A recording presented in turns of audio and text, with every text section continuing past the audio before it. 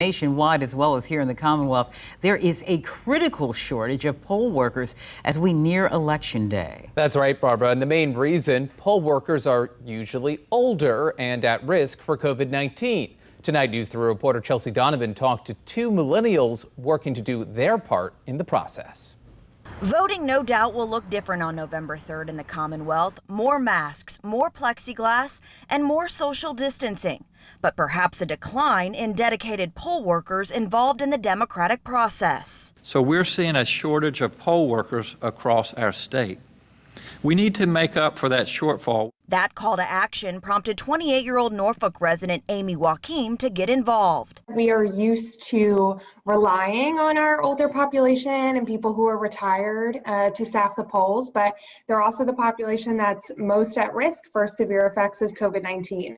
According to the U.S. Election Assistance Commission, 58% of poll workers in the 2018 general election were over the age of 60. 34-year-old Gloucester resident Heather Johnson is also ready to give her time to the polls. She says it's a great way to connect with her community and learn the behind-the-scenes processes. What all goes into it and the security and the process, and it makes you appreciate more how important it really is. It's not just showing up to put a bubble in a box. There's a nationwide shortage of poll workers this year, COVID-19 the main reason, but it's usually a 12-hour day, minimum pay, and a fair amount of stress.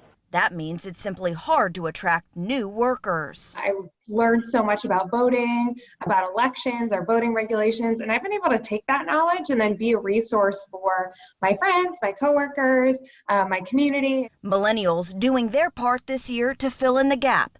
The city of Virginia Beach, for example, says they need around 1,200 workers for a presidential election, as opposed to the usual 800. Pay is $160 for the day. It's just a really great feeling knowing that you're a part of this kind of critically important piece of what our country was founded on. In Norfolk, Chelsea Donovan, News 3.